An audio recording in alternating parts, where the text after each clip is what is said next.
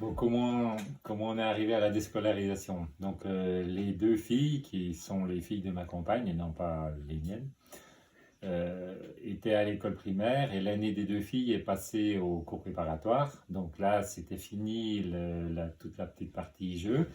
Donc, comme elle était très bavarde et tout ça, dès le début de la rentrée, elle s'est pris une punition par l'instituteur parce qu'elle discutait avec deux copines et elle était déjà d'autant plus pas contente dans le sens où ses deux copines n'ont pas eu la punition, mais elle seule.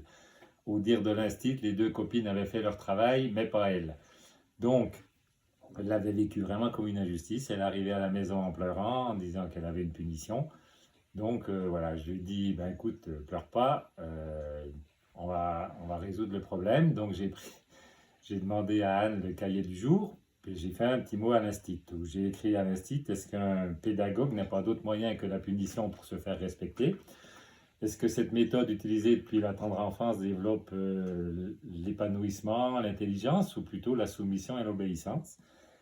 Je lui ai marqué aussi que euh, si le, est-ce que si le langage était utilisé plutôt à expliquer les choses, à donner le goût d'apprendre, plutôt qu'à imposer, commander et punir. Donc il a immédiatement convoqué la maman à l'école.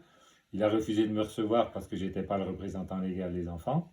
Et donc voilà, il a essayé de persuader la maman que fallait pas soutenir la fille contre lui parce qu'il était grillé, il allait plus pouvoir se faire respecter, que c'était pas bien.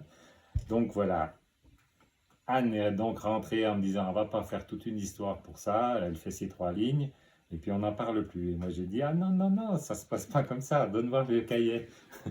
Donc sur le cahier, à la place de la punition, j'ai marqué élève en grève pour manifester son mécontentement envers l'autorité, comme toi l'instit lorsque tu fais grève contre l'autorité de l'État. Soit tu reconnais que pour se faire entendre, il faut se rebeller et tu enseignes la rébellion, soit tu enseignes l'obéissance et tu obéis à l'autorité de l'État, tu arrêtes de faire grève. Voilà, donc à partir de là, c'est évident qu'il a fallu les sortir de l'école parce que là, c'était vraiment plus possible.